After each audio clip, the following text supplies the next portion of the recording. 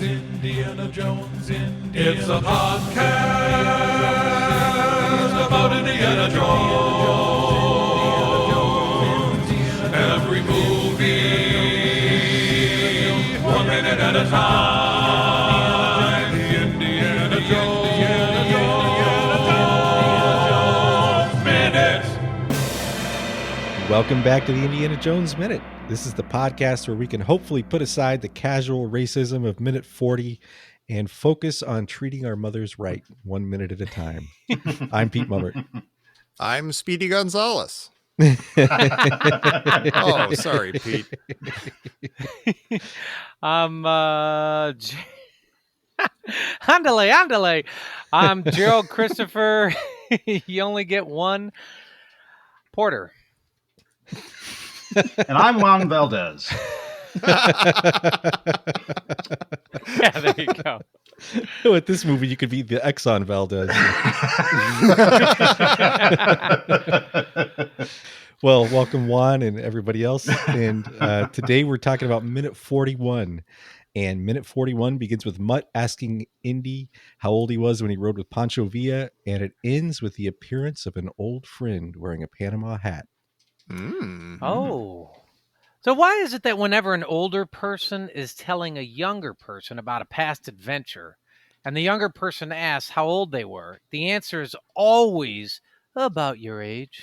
Like my dad does that all the time. Like, Dad, how old were you got your first piggy bank? Oh, about your age. Dad, 47, Dad. 47, Dad. It's all of it. It's about your age. Is that just a way to connect? No, it's a way to guess. say I've done more by your age than you've done. Or it's a way of saying, like, I'm barely listening to you right now. What are we talking about? Yeah, it's all of the above, I think. I was thinking about your age. Yeah, learned a valuable lesson. I don't know. Leave me alone. Is Mutt's, your parents must have had a cow, huh? Is that a Simpsons call out? I've wondered about a couple of his little Yeah. Muddisms. Like, yeah, having a cow, and then, like, later, like in this minute, he's like, "Yeah, you get me?" or something. Mhm. Right. And I don't know if that, I mean, maybe it's not like, like sort of obvious ersatz 50s enough for me. Uh-huh. Like maybe they didn't use it enough on like Dobie Gillis or something, so it doesn't sound authentic to me. But I just wonder if that was a thing back then. Yeah, Well, I'm curious so if anyone kids. says that. I looked it up.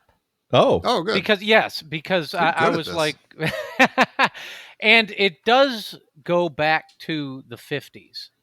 oh. Now, but what's interesting is it doesn't. I don't know. We don't associate that at all, at least today. Or what was this movie? 2008, 2009. Yeah, we don't Mhm. associate that. Of course, that's Simpsons. So Mhm. I Yeah. guess Yeah. they kind of punched both boxes on that one. I guess so. But why would Yeah. you want to punch the Simpsons box? I don't know. It's Weird. at the very least, while we're watching the movie, it takes us out of the movie, and now we're going, was that a Simpsons reference? Yeah, Yeah. yeah. Which is, I mean, we already had a Young Indiana Jones Chronicle callback, so Right. Yeah. All the TV of the 90s. Yeah, we need Mutt to break out like a slingshot out of his back pocket. Right. Mr. Wilson. Don't have a cowabunga, man. Well, so Indy tells Mutt to treat his mother right because you only get one.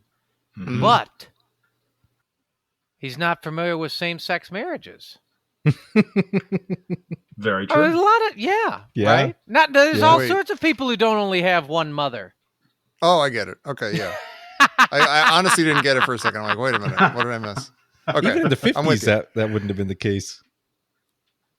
Mm. Yeah, that's that'd be giving Indy a lot of credit. He'd be That's true. like not just progressive, he'd be futuristic or something. Well, we do get to aliens. Yeah. That's true. Yeah, all things are possible. Yeah.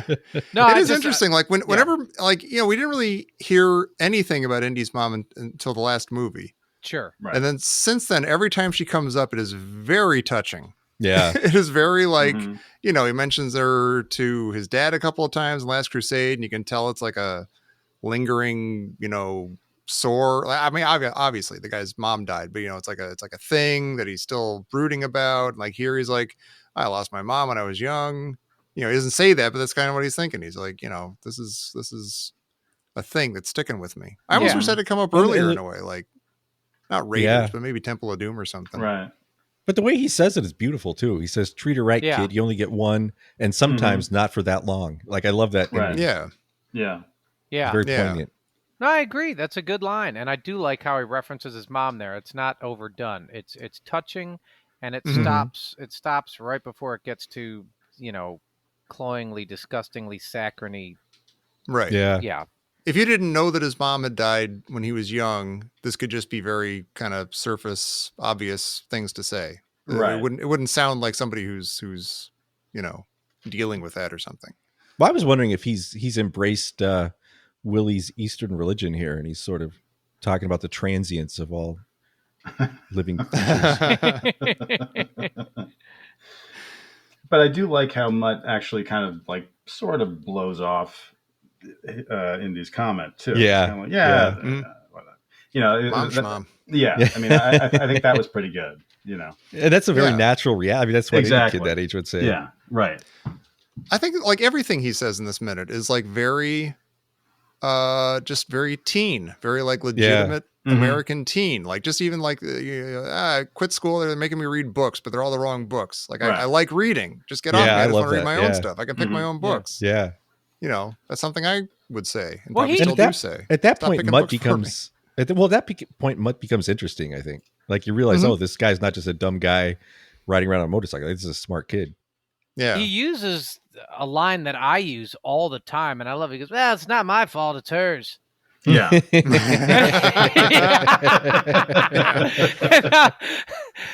can't you figure me out? Yeah, it's like he's reading my mind.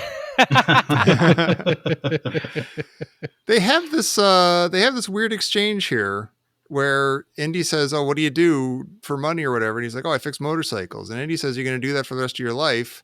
And Mutt, like as he's done a few times here already, kind of takes that as like a slam. He's like, "Yeah, maybe I will, old man." He gets pissed at him. And then Indy's like, well, no, if that's what you love, then you should stick with it. Don't let anybody tell you otherwise. And you're like, no, wait a minute. When you did say that originally, it did sound like you were making fun of him for fixing motorcycles. That's all he wants to do with his life. Oh yeah, Yeah, he's completely throwing shade at Mutt. Yeah.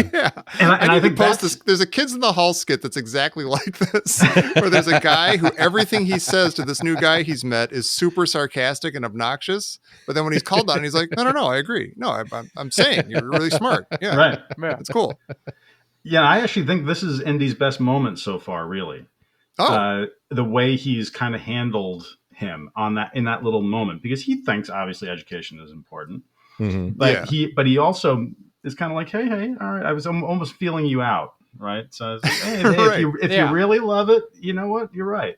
And it was funny because not only did I think Indy was really good in this scene, as I was watching these minutes, my wife Erica came in and says, "Can I make a comment?" I said, "Of course, of course you can make a comment." As though I had a choice, right? So, and she says, "Indy sounds really sexy right here." Oh, I was like, really? She's like, yeah, he sounds really sexy. it is appealing. I mean, I'm a happily married man. I don't have designs on Indy, but it is appealing. Every time he sort of like sees Mutt being like a hot-headed kid and like, acting out or, just getting angry for no good reason, he just totally calmly and reasonably reels him back in and kind of soothes him. Yeah. And there's something very appealing about that. Yeah, because I think he recognizes. This is a good character we're watching. Yeah, I mean, he recognizes a little bit of himself, and he kind of likes that part of him that's maybe kind of falling by the wayside as he's getting older. So to me, but there's a look on Harrison Ford's face in that exchange, which is great. I think it really adds a lot. You know what it is? That no is incredible. Mm-hmm. He goes, "You got a problem with that?" And he goes, "No." Yeah. Yeah. And it's quiet and it's really heartfelt. Mm-hmm.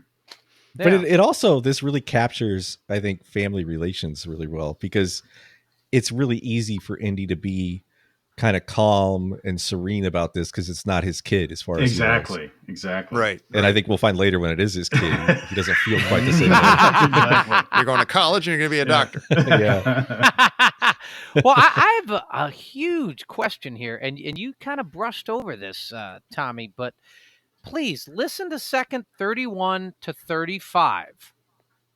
Okay. That's like 5 seconds. That's Nah, like 4 it's seconds. very, very important. I don't have time for this. And then I want you to finish this sentence. Finish this sentence, because I don't know what he says. Okay. It's, me and Ox used to read all the time. Oh, hang on. I actually have to go to the minute. I was just pretending before. Hang on. No, I'll. Well, let me hear. But what now you I do. can pick him myself. You No, get but me? now I can tickle myself. Yeah. Yeah. That's what he says. Listen to it. Me So and you're Ox saying used to Ox read is a all the time. pedophile. I mean, it's that or bestiality. He says, me and Ox used to read all the time, but now I can tickle myself. Oh, geez. So is this why Indy and Ox were such good friends? I Maybe. mean, Yeah. read it. Tickle like fight. listen to it. I cannot for the life of me figure out what that sentence is. That's exactly. He says now I can pick them Pick myself. them myself, Oh, right? he says now I can He can- pick them myself. Yeah. It's a now I weird can thing. pick It's him like a the myself. weird. books. Yeah. Yeah. And then he says, Because he's not going to school. He can pick out what he wants to read. No, now I can Yeah. tickle myself. You get me? Yeah. He A little does bit of a not non sequitur. say pick them. Now I can pick them myself. Yep. Yeah. One of those almost makes sense, but we'll leave it to the audience to decide which one makes the most sense. So Indy tips his hat to a nun when she walks Mhm. by. Would Indy do that? He tips his hat and he says sister. Or He says like- sister in English, by the way. yeah. Right. Okay. Made a big show-offy move about how he knows the local dialect. I have a and everything. theory about this. Okay. So that's second 51. He passes, a group of nuns and he tips his hat and he looks Mhm. at one and he says, sister, right? But then a Mhm. few seconds later, he approaches another nun and he doesn't say anything. Now, Yeah. I think Indy's familial equilibrium is way off because his son is standing right next to him and he has no idea. And I think that one nun is his sister. Oh, God. We're really running Or out he of things to thi- talk about or- in minute 41. Or he thinks it's his sister. He's way off because he doesn't greet any of the other nuns. He goes, sister.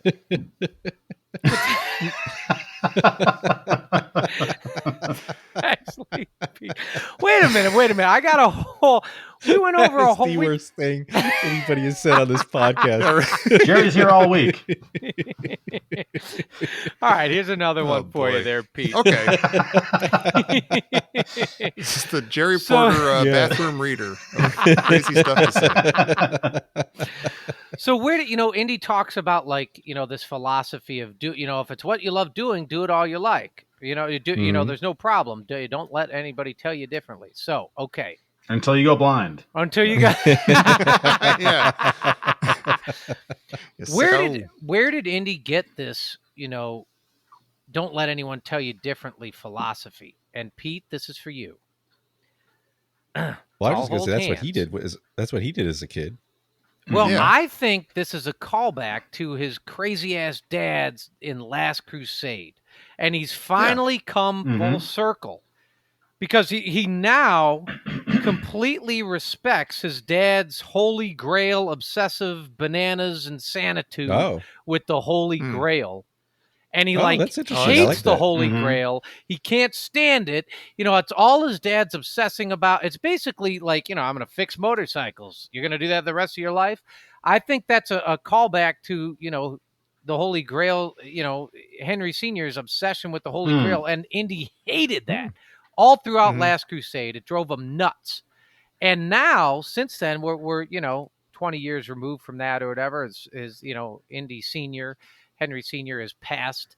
And I think Indy has changed his outlook on that. He's like, no. Basically, I know people who've done things like this their entire lives, and people scoffed at them and told them they were wasting their time.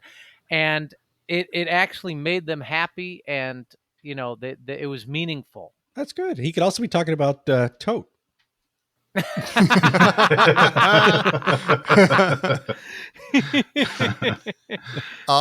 like that Mac stars as Gurinden from Star Wars in this. Yeah. I was thinking the same thing. I had the exact same thing. Yep, I have it on my note.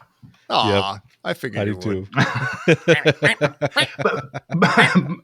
But also, as they approach the gate, doesn't Indy say, "This is it"? Right? Yeah. Yeah, Wow. yeah. Well, could the sister be another Fever Dream reference? Like he finds out he's going to find out he's got a son he doesn't know about, and then he's like, "Sister." Thank you, Pete. Thank you. Don't encourage him. Yeah, picking the ball up and running the other Running way away. to the wrong Deflate end that zone. It's like pigskin. What is Mac doing over there? Like, is Mac just like, is he hiding behind somebody, or is he just standing there in the open and they don't notice him? He just happened to be there buying trinkets. He doesn't want to go home empty-handed again, so he's buying some trinkets to take home. And he happened to run into Indy and Mutt. Yeah, he was talking about his wife. Maybe he's got a very happy family life. Yeah. So is he It's like just bringing is the he kid just Pretty. tailing them? Yeah. That's it. Yeah. Yeah, I mean, Right. like, so Mhm. are the Russians tailing him, and the FBI is tailing him, and Mac is tailing him? I mean, Well, Mac is telling him Yeah. for the Russians. I think Right. Mac's technically the Russians. Yeah. okay. Because as you know, he's a double agent. No, he's a, who cares? He's all right. He's all right.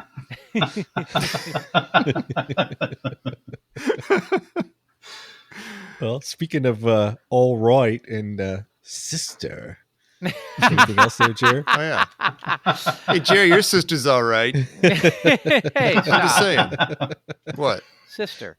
Yes, this just in from Professor Sister Porter. Hey.